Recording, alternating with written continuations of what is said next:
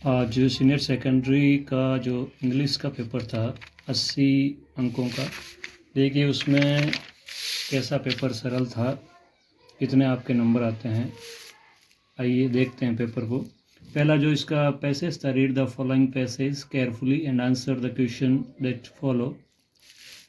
यहाँ पे एक बार इसको सावधानी से पढ़ना है। और उसका जो पहला प्रश्न था, which was the familiar crunch, इसका उत्तर आपको पहली ही लाइन में मिलेगा। The bus rolled in through the gates and crunched on the gravel, it was always the familiar crunch that told him they were in.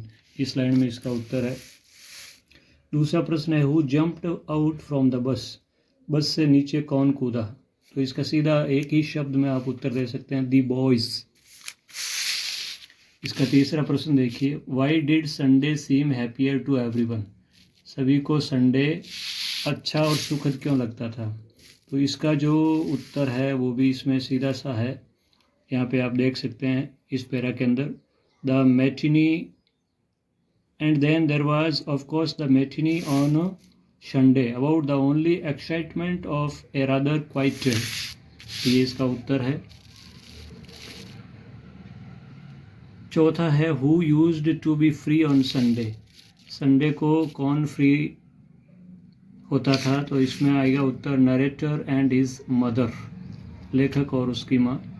What did Peter say, Peter ने क्या कहा। तो ये लाइन इसके अंदर लिखी हुई है कि पीटर ने क्या कहा था, ये आप यहाँ देख सकते हैं, यहाँ पे है ये लाइन है, they were having plan tense this morning Peter said, ये लाइन इसका उत्तर है। अगला प्रश्न है, about whom did the narrator state in this passage, इसका उत्तर होगा himself. Find out the word from the passage which is opposite in meaning yesterday, yesterday का विलोम शब्द, यस्टरडे बीता हुआ कल, इसका विलोम शब्द सीधा है टुमारो, आने वाला कल। तो टुमारो इसमें सीधा नहीं मिलेगा, लेकिन ये टुमारो को संकेत करने वाला ये शब्द है, MORROW, ये इसका उत्तर होगा।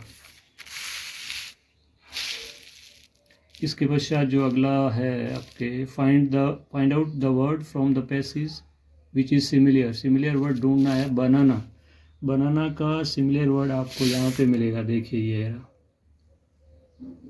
बनाना का ये रहा, दे, ये हैविंग प्लेंटेंस, प्लेंटेंस का मतलब भी बनाना होता है, ये इसका सिमिलियर वर्ड है।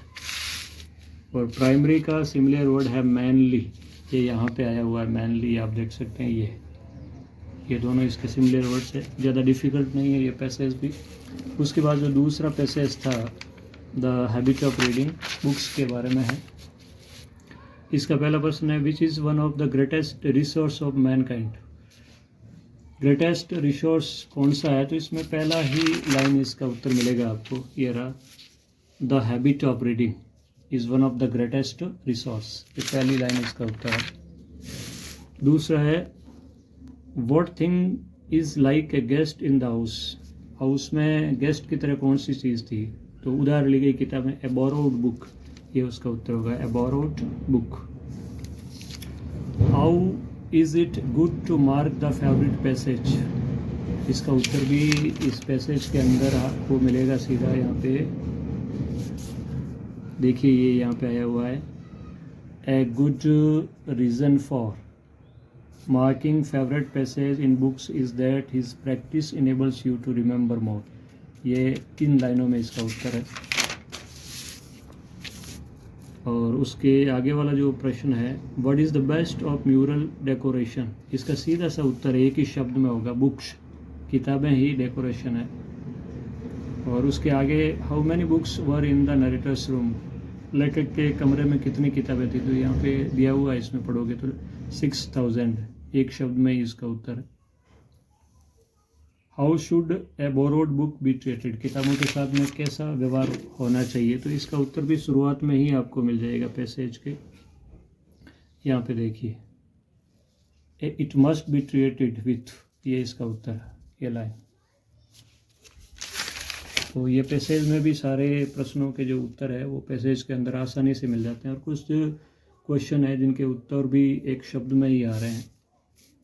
फिर सेक्शन बी के अंदर बहुत ही जो एडवर्टाइज आया है, groom, you are searching a groom for your sister, ये हर टीचर अपनी क्लास के अंदर ये एडवर्टाइजमेंट करवाता है और बहुत ईजी है।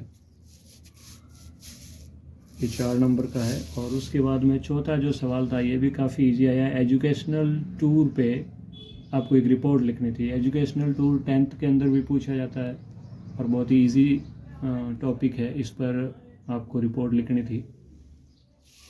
बेनिफिट्स ऑफ मॉर्निंग वॉक अथवा में है, ये पैराग्राफ भी इजी है।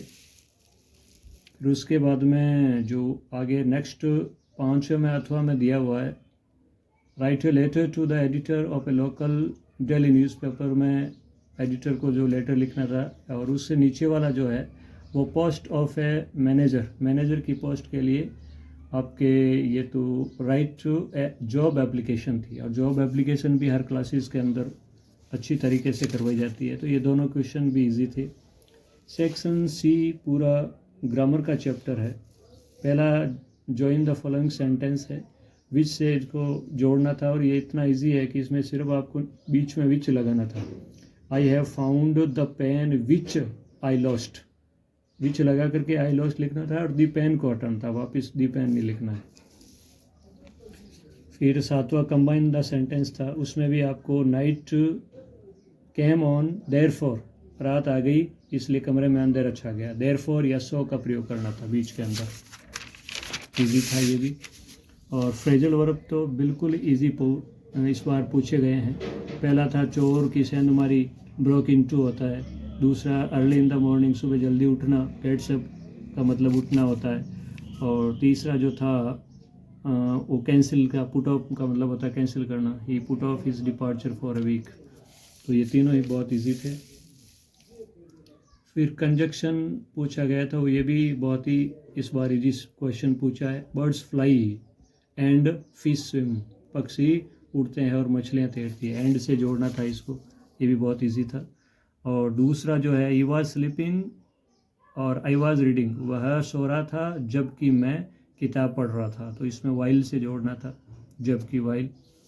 और जो तीसरा है वो भी बिल्कुल सीधा था, नॉट ओनली बट आल्सो का था। Raju is not only an intelligent boy, Raju न केवल होशियार है बल्कि एक अच्छा प्लेयर भी है। तो ये 3 क्वेश्चन भी बड़े इजी थे।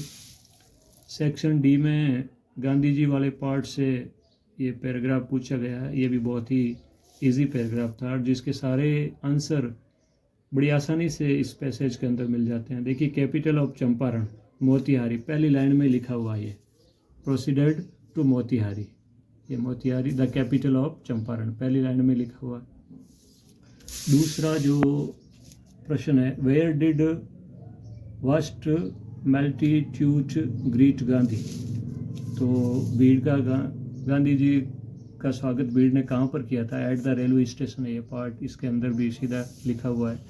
Who had been maltreated, किसके साथ में बुरा बर्ताव किया जाता था, ये पीजेंट, किसान, पीजेंट आया हुआ है और इसके अंदर भी इजीली मिल जाता है आपको। Who started out on A back of elephant, elephant की बैक पर सवार होकर के कौन निकला, तो इसमें गांधी जी है। और which place Gandhi used as his headquarter, Gandhi ji ने अपना हेडक्वार्टर किससे बनाया, ए हाउस, एक घर को। और who ordered Gandhi to return to town, Gandhi को वापस लौटने का मैसेज किसने दिया, आदेश किसने दिया, सुप्रीडेंट्स मैसेंजर, सुप्रीडेंट के मैसेंजर ने। ये सारे जो क्वेश्चन है इसमें आते हैं। देखिए, मोतिहारी आया हुआ है, एट द रेलवे स्टेशन आया हुआ है, ये हाउस हेडक्वार्टर आया हुआ है, peasant had been well treated आया हुआ है, बैक ऑन एलिफेंट गांधी ये आया हुआ है, और सुप्रिटेंडेंट्स मैसेंजर। सीधे इनके उत्तर पैसेज के अंदर मिलते हैं, आराम से पढ़ करके कर सकते थे। ये भी 6 नंबर का था और बहुत इजी पैराग्राफ था। उसके बाद में जो 11वां प्रश्न था, देखिए कितना इजी है। Answer any one of the following question, 60 words में करना था। Describe mister Hemal, mister Hemal के चरित्र चित्रण के बारे में क्लास में अच्छी तरीके से बताया जाता है, तो इसको भी आसानी से कर सकते थे बच्चे। फिर answer the following question, 20 to 30 words में इनका जवाब देना था। What did happen when the narrator started down A third time, ये अपने डीप वाटर से लिया गया, जब तीसरी बार वो डूब रहा था तो फिर क्या हुआ। What was Sahib full name, Sahib का फुल नेम क्या था और उसका अर्थ क्या होता है। साहिब आलम उसका फुल नेम था, जिसका मतलब होता है लॉर्ड ऑफ यूनिवर्स। ये जो स्टेंजा आया हुआ है रेफरेंस टू द कॉन्टेस्ट के लिए, पहला जो स्टेंजा था ए रोड साइड स्टैंड, बहुत अच्छी कविता है, इसमें से लिखना था। और दूसरी अथवा के अंदर कीप क्वाइट से आई हुई है, ये भी इजी था।